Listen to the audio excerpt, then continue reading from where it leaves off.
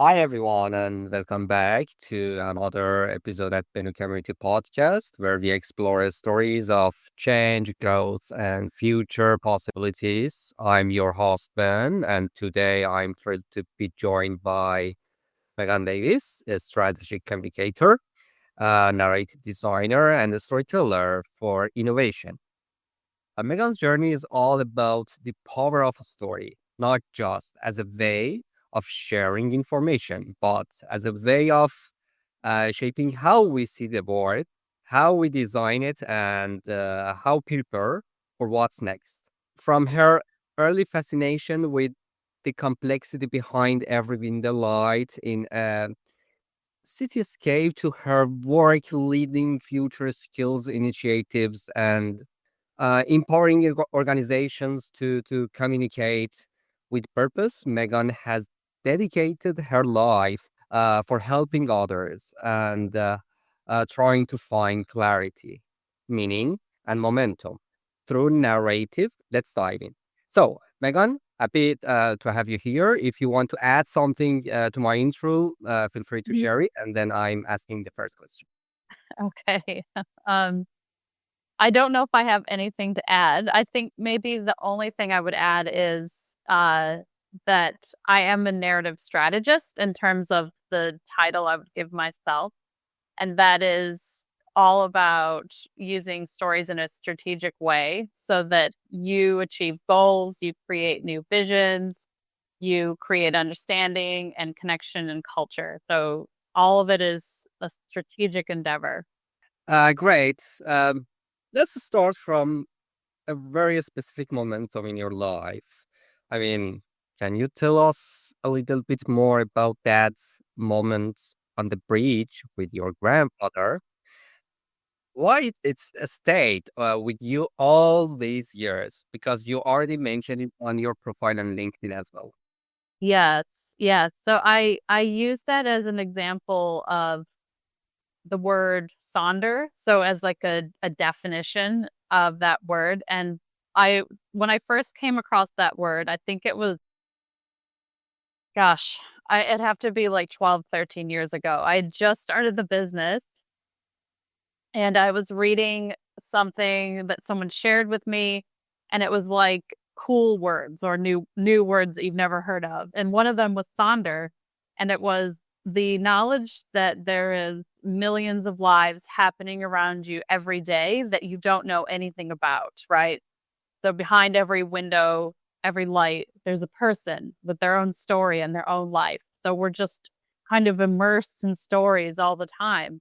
And that really struck me because I thought, that's what my business is about. It's about finding those stories and bringing them to light where when you need to, right? Some stories should never be exposed if they don't want to be. If that's your own private story, of course, you keep that to yourself. But it's all about the hunt and the chase. Like, let's find the perfect story because I know they're out there. I know that everyone is brimming, full to the brim. Their life is just full of stories. And when I read that, I thought back to my grandpa who he lived in a very big city. So Cleveland, Ohio, it's about 5 million people. And when I was a little kid, I grew up on a farm and I lived in the middle of nowhere and there was no one around. It was me and my grandparents and on the other side of the road. So that was it. And he had this bridge that was like an overpass and there was probably 8, 10 lanes of traffic that would go below it. And so we'd stand on the bridge, we'd look down, and I remember looking out in complete awe. And I said, Grandpa, look at all the lights because all of the cars had lights, but there was also all these buildings around that were full of light. So to me, that was this very unique experience. And that is, that knowledge of all of those lights are there because the person is there living their life full of stories. And that was why I shared that story on LinkedIn because I thought, this is perfect. Um, this is the perfect way to talk about my business. I hope that clarified everything. And what I see, you've built your career around narrative design and storytelling, right? So, how did your background in communication, design thinking, and even photography shape the work you do today? Um, I think, you know, of all the stuff that's really foundational, I'd have to say it's probably acting. That's probably been the bigger driver for me to understand storytelling and stories. Um, the yeah, so the other things kind of all came later, and but acting is what helps me understand story, the power of story, how story connects us, how it moves us, how people move through stories, in their lives. Um, and the power that they have to connect us, because when you are really in sync with a character and you're portraying that character on stage, it's so incredibly powerful. I mean, you feel the connection with yourself, with the other actors, with the audience. And even if there isn't an audience, even if it's, film, there's this immense, it's hard to describe, but there's this immense knowing that you're part of something bigger, that you're part of this bigger world. And the ability to convey stories is such a gift and so powerful. So it's all of that knowledge that I consistently go back to and farm. Like, how do I make this make sense? How do I put structure into this? That's what I think of. And photography, of course, is a form of storytelling. It's a visual medium, um, but it's not something I think of it as an accessory often as opposed to the medium. Design thinking is something I learned that at the kind of very early into the business, took a class with Stanford. Stanford's was here, and they were doing design thinking boot camps. So with D School, I learned design thinking and thought, wow, this is transformational, right? This is a whole new way to think about business, about design. But I thought that the way they talked about storytelling or story, they used the word a lot, but they didn't really use storytelling. I found it exceptionally bereft of stories. And I thought it was very strange because fundamentally, if you're putting humans first, then the stories should come first, but they really didn't. So that's what started me on this process of developing tools that work with design thinking that are actually stories and not information, because typically what I find is it's just information. And what I understand now, for you, it seems it's kind of process of finding authentic voices and turning them into meaningful momentum. Uh, if I'm right, what does that look like in practice for you?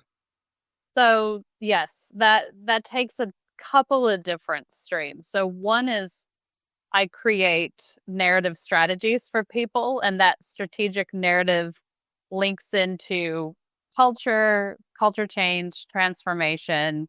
It can link into, hey, we're completely new, or there's been an acquisition and we need new language and new ways to talk about ourselves. I work with startups that are looking for investors, and they need a clear vision of the future because you need to show what does the future look like with my new product or service? How are we going to change everything? And that vision has to be very, very clear. So, as well as your financials and your business plan and how you're going to make them money, you also have to explain what this new future looks like. And that is a strategic narrative that brings that to life. A narrative isn't about today, a narrative is about tomorrow. And so that strategic view moving forward is not developed from futures in the story, or sorry, stories in the future, because we're not there. We have to get there from the stories we're telling today. So I talk to people and this is a co-design situation, right? So you talk to everyone that you need to talk to. You get them together in a room, you get them telling stories together about what they're doing today that's moving them in the right direction, the place that they want to go together. And then from that collective storytelling, you find the similarities. What are the things that people are saying over and over again that are repeating over and over again? And that is where you find your strategic narrative, right? That is what it's kind of like making butter and you're stirring it really quickly. And the stories are you're stirring and stirring and stirring. And then the cream floats up and you skim that off. And that's like the beautiful, juicy, yummy bit that becomes that story because it's everyone, but it's just like that synthesized layer up.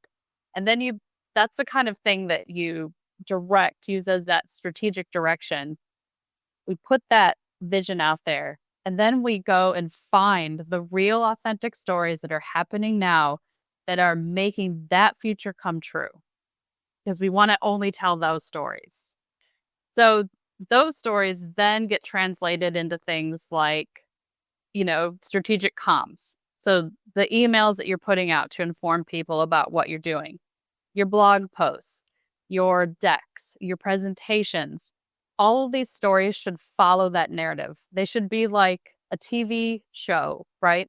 So a TV show, the narrative is the title, and each episode is the story that's told that pushes that narrative forward. So a good way to think about this is Game of Thrones. Have you ever seen Game of Thrones? You have. Okay. Because I love asking people who've never seen Game of Thrones what the show's about because they all get it right away. The narrative is so clear. They're like, oh, it's a struggle for power. I'm like, yes, exactly. Right. It's a game of people playing a game to get to the ultimate place of power. And that show is a very confusing show to watch, as I'm sure you probably have been confused at times when you're watching it, right? Because there's so many different characters are coming and going. People die, they come back to life, and you're like, who is that? I don't even remember, it's from like seasons ago. But because the narrative is so clear, you know that no matter what's happened, you know that that person's only there for one of two reasons. They're there to get the throne themselves or to help someone else get the throne, right? That's a nice point you mentioned because it seems when you need to consider different players and different stakeholders, specifically in today's world. I mean, in today's noisy digital world. For example, in terms of speaking of, I mean, for example, entrepreneurs, change makers, they need to consider different kind of players and stakeholders. And it's really noisy and everywhere everyone can share, talk, sharing their stories. And that's why it seems for me you are more focusing on a strategic narrative. My question is, in this world, how can change makers, I mean, back to your point related to Game of Thrones, how can change makers and entrepreneurs use a storytelling and that approach of strategic narrative to truly connect, not just broadcast? Right. I think it's how you were talking about before. You're looking for authentic voices. How do you find those authentic voices, right? And the way, and maybe I'm wrong, but and correct me if I'm not, but I think where you're going with that is that people are interested in true stories. They're interested in what's really happening in people's lives. That's the most interesting stories, right? Not an imaginary vision of the future, but what's really happening to real people. And so once we have that title of the TV show with all the crazy characters doing all their things, living their crazy lives, but we know that all those people are following that narrative. You look for the stories that uphold that narrative the best, and you find that true story, and then you amplify it. And you do that in any way you need to. So that can be anything from, really standard, hey, it's our stand up. I want to tell a story that celebrates the great work we're doing for the customers, building this new future. We've got this really amazing feedback, and I'm going to share that story now today to, hey, I'm delivering a speech at South by Southwest. I've got a big talk. I've got a keynote, and I'm going to wrap all these stories around the information that I need people to walk away with because I know they'll understand it. But also, I'm giving them that journey. I'm taking that crazy Game of Thrones idea, like all these different things happening, but I'm very clear with the editorial aspect of it that we're only going to tell the stories that help us get to the place we want to go. Obviously, most people's daily life is way calmer than Game of Thrones, but I like to use that example because anyone who has seen it knows it's really successful from a narrative perspective because as confusing as that story gets, you always know, hey, I understand the narrative, so I understand what everyone's here to do. I understand what every single player is here to do, regardless of whether they're back from the dead, appear out of nowhere, maybe was a missing sibling that we've heard about but never seen before. You still know they're only there for one or two reasons. So that helps with that clarity. And you can use that to create clarity from, you know, the madness that is everyday life. Like we are very complicated animals, human beings. We love to make things complicated, don't we? I like that several times you mentioned the words today, tomorrow, future, and the things like that. The first time we talked, the main reason was because I was exploring about Futures Skills Academy, and over there I found your profile. I just dropped a message, and then we had a short coffee chat.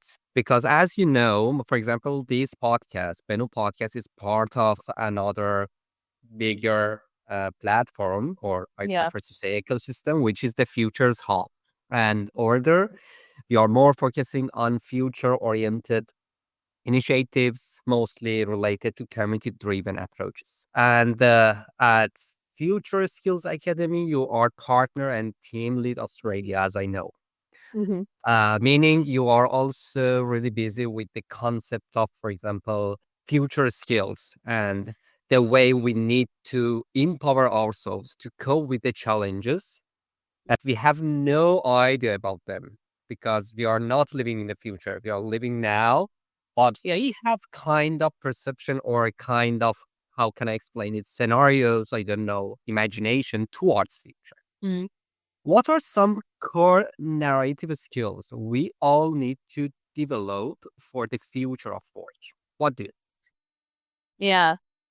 So I think that it's really basic, I think having confidence that you can tell a story, just a simple story. I understand how to create a story that has a main point that people are going to go, I understand why you told me that.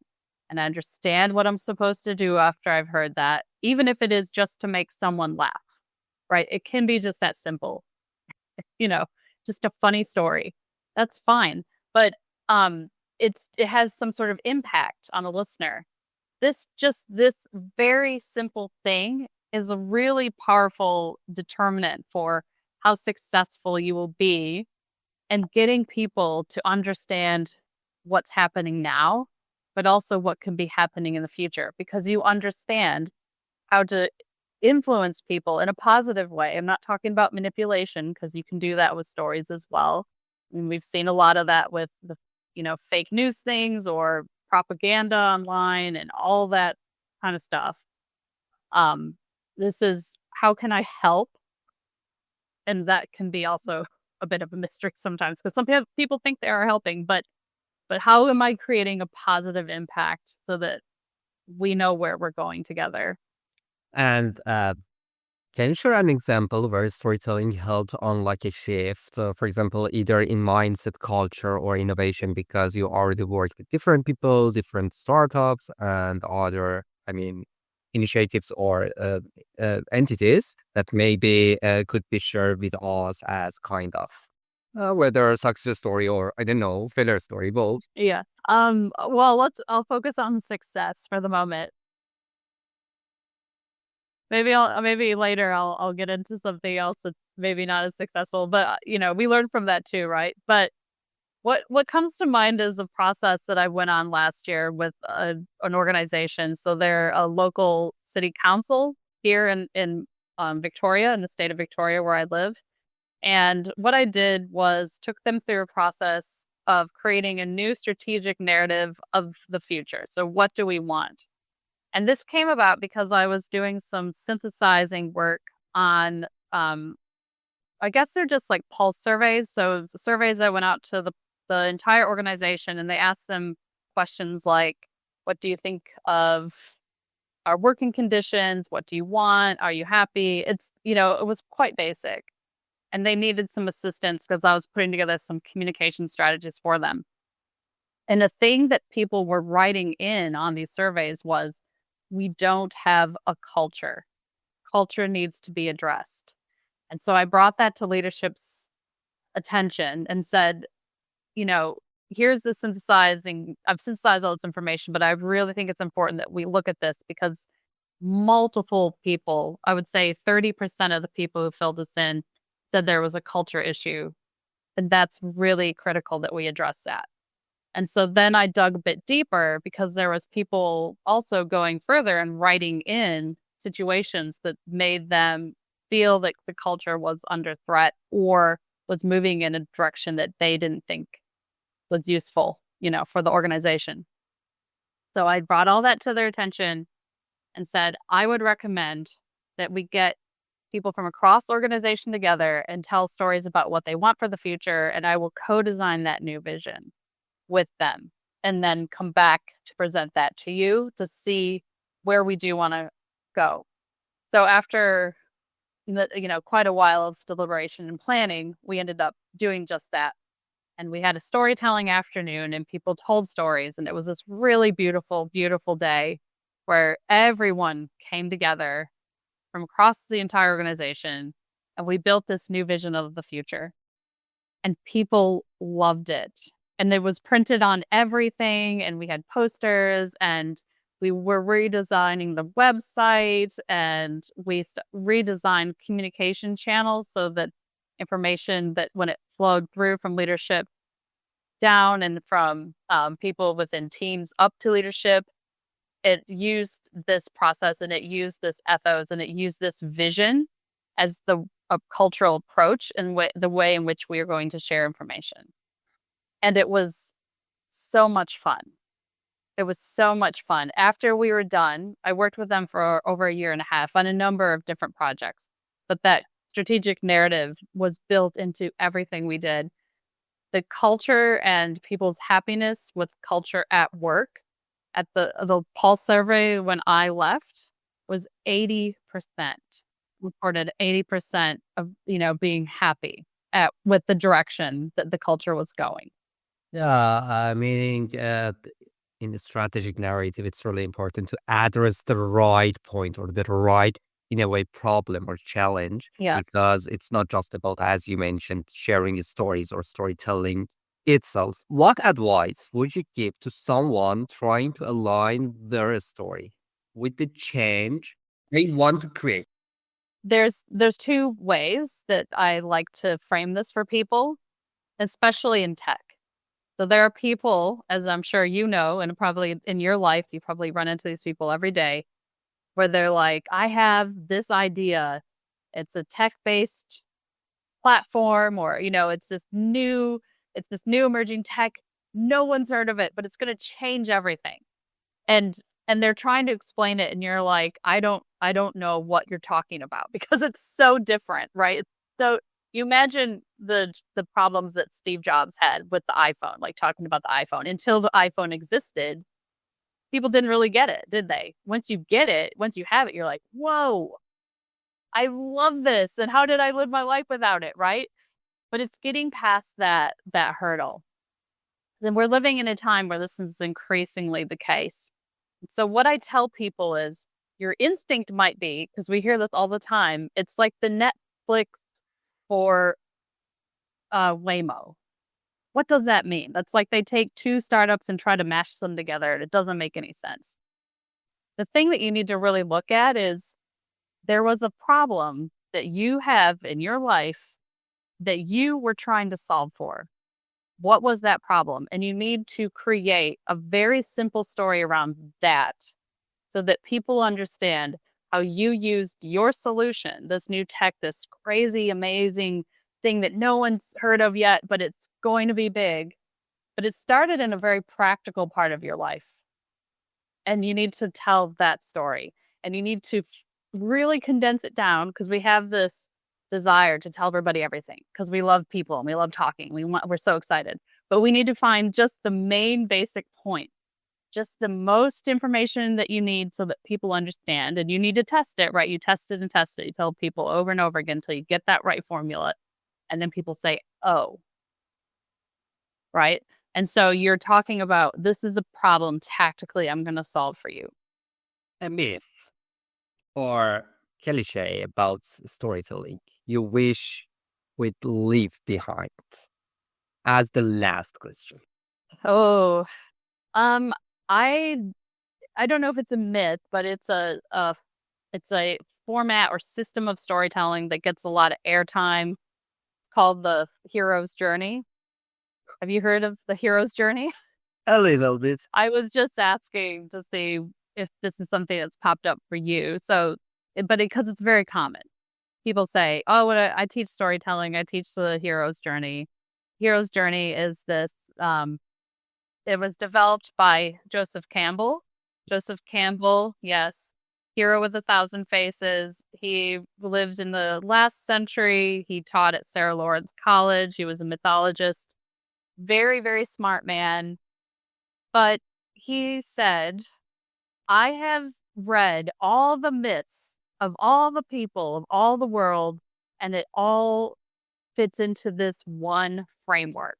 Now, he was a man of his time, and he was a white Western man living in a world of other that was very dominated by that type of thinking. And so everyone said, oh, perfect, great, you're right. That is so untrue.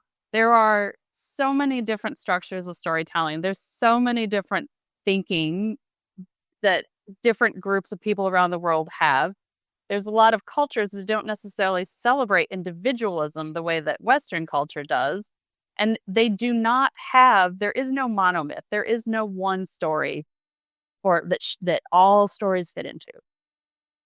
There are lots of different story structures.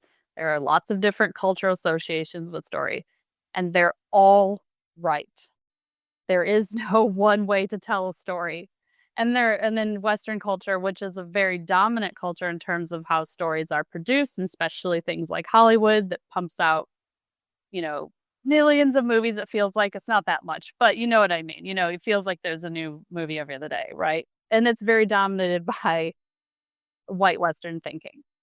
I like the approach. You mean there's no specific way, there's no linear way of, for example, thinking or developing the story or strategic narrative. And if we want to just stick to that specific framework, we are missing lots of other opportunities in different cultures, different frameworks, different contexts, because Yeah, it seems all of us are thinking in the same way, and it's not good for being a storyteller. Am I right? you're 100% right.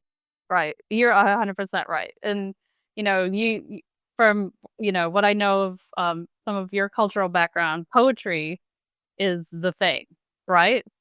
Poetry doesn't necessarily have a hero or a linear process or tick a box. It has to be this, does it? It's all about the emotion. That's right. And as you mentioned, considering the context and the culture and the background, I mean, for example, now I'm living in the Netherlands. The way they are communicating with each other, I mean, verbally or even in the business setting, it's in a way sometimes totally different from my previous background. And this is the meaning of, I mean, we need to contextually understand the things we are talking about, because if you are not considering the context, if you are not considering even the language, the weather, I don't know, the culture, the weather, the history, everything, then we are just, simply sizing, or we are just trying to think in a simple way, sharing kind of stories that I don't want to say. What does it's not ever, polite word. Thank you, Megan. Thank you for taking us on that journey today. Your way of seeing the world through a story, through empathy, and through the lens of possibility. And of course, how we need to consider a strategic narrative is a gift, I think. And I'm happy to have you in our network, in our community, and I'm really happy to have this conversation with you today. To our listeners, uh, wait, before that, do you have anything else you want to share with us as the very last word? Then I got wrap up the things. Yeah, sure. I do a lot of storytelling training, and I'm always perplexed by people because I hear this a lot. They come into the training and they're like, I can't tell stories. I'm really bad at telling stories. Then they'll tell me a story about how bad they are at telling stories. And then I say to them, you realize you just told me a story that it's 100% that was a story. It made sense. I completely understand what you're saying. You told me about an incident in which you didn't feel like you told a story that landed. And then they're like, yes, but I am really bad at it. I'm like, you're not. You just did it. So we have this, it's people, everyone kind of knows, right? And there's different levels of who's doing storytelling for what. And of course, you're going to find people who are masterful and people who are, just competent, which is fine. There's no problem with any of that. But it's like a what do you want to say? It's like a confidence issue as opposed to a competency issue. So people need to just feel confident that you do have the skills, that your voice matters, that your stories of your life matter, and that you can tell a story. And, there's plenty of people, not just me, out there in the world who teach storytelling training. But if you really want to understand the mechanics so you can see it coming. So you're like, okay, I need to tell a story. And do I have these components and does it make sense? And you can go through that process. You have like a checklist almost. Then great, do it because I do think it's really valuable. You've told a story. Everyone's a storyteller. You are good at it. Don't worry. Yeah, because it's not about specifically about sharing the stories. It's about sharing values. Yeah. And you know, your story means sharing your values. And if you have even some simple values in your life that they are, valuable for sharing, then in a way you are a storyteller, but you need just to learn as kind of skill to how to shape it, how to share it, and maybe being confident for share those stories, those values, in fact. So, to our listeners, if this conversation resonated with you, take a moment to reflect on your own narrative. What change are you inviting others into, and what future, or I prefer to say, what futures are you helping to imagine? We are gonna publish this episode on different platforms, including Spotify, Apple Podcasts, Castbox, and other platforms. And also, we are sharing more details based on this episode on different social media channels at Beno Community. That was a great experience for me today, talking about this very insightful topic. I'm Ben, and I'll see you next time in another episode at Beno Community Podcast. Feel free to leave comments and follow us on different channels on social medias, as well as, following Megan because she has lots of stories to share with you. Thank you, Megan. You're welcome. It was a pleasure. Appreciate.